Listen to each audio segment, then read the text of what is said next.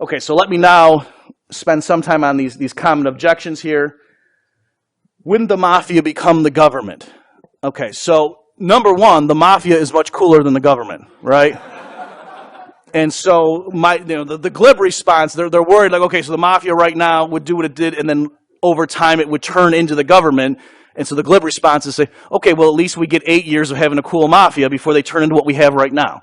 So well, in other words, it's saying we don't want to have this because it might turn into the system we have right now. So let's keep the system we have right now.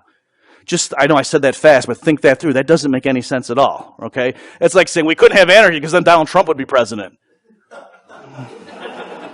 Work with me, people. All right.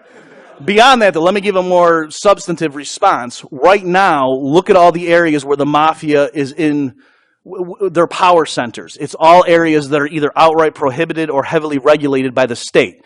Right? The mafia makes its money on gambling, prostitution, drug trafficking, illegal guns, perhaps. Okay, they also, depending on the area, might be heavily involved with labor unions. And again, that's not a free market outcome. The reason labor unions have so much strength in our current system is because of special privileges that the state gives them.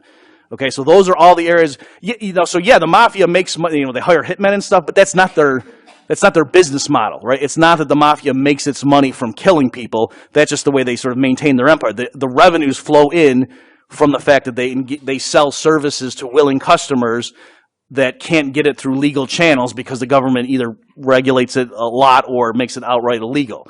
And so, far from strengthening the mafia, the more you shrink the state, the weaker the mafia becomes. And we have a clear-cut, as far as these things go in the social science, a clear-cut example. The mafia, the organized crime, was clearly stronger under alcohol prohibition, right? And then once they legalized that stuff, organized crime's ability to engage in the alcohol trade just disappeared. And so likewise, if they legalized cocaine and things like that, the mafia or organized crime would no longer be involved in those areas. And if they legalized all these other things, the mafia would shrink. So that's the problem. The type of people that go into organized crime have a comparative advantage in doing criminal activity. And so if you reduce the state's arbitrary prohibitions on things, you're reducing the scope for the mafia to thrive in. Okay, let me do one. So this one right here, wouldn't warlords take over? If you Google my name and that title, I have a whole essay at Mises.org where I talk about that. So why don't you go ahead and look that up. I got like 1 minute left here. Let me just mention, wouldn't a neighboring state invade?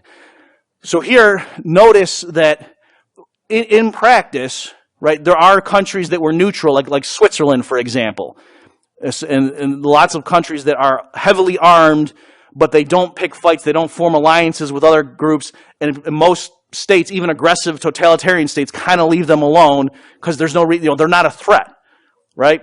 And so there's that element. A group of Rothbardians somewhere don't pose a threat in the immediate future. The only threat they really pose to states is their very existence being a beacon, an example to the world that, look, freedom works. But a state doesn't need to worry about them developing intercontinental ballistic missiles that would kill 1 million people. That would be illegal in their own courts. That would be collateral. That would just be mass murder. It would be illegal for a defense firm in a Rothbard agency to go kill a bunch of people in some other country, and so you wouldn't have to worry about them doing that. Their own court system would stop them from aggressing against their neighbors, so they're not a threat. Beyond that, though, let me just flip. The last point I'll make is a lot of people will say something like, oh, so a little group of Rothbardians, they would get destroyed by Nazi Germany, so therefore your system doesn't work. And I could say, guess what? Statist France got destroyed by Nazi Germany, so therefore statist defense clearly doesn't work, right? And so all this stuff, you have to use apples to apples. The claim is not libertarianism makes you invulnerable to bullets. Don't test this at home. This is why we're against testing. That's not the claim. The claim is freedom makes you effectively mobilize your resources more than other systems. Okay, and so for a given level of technical knowledge of people with their sharpshooting skills and so forth, resources, ability to build tanks, the point is you can organize your military defense more effectively if you use freedom to move those resources around than if you centrally plan it. That's true when it comes to food production. It's true when it comes to military defense. Thanks, everybody.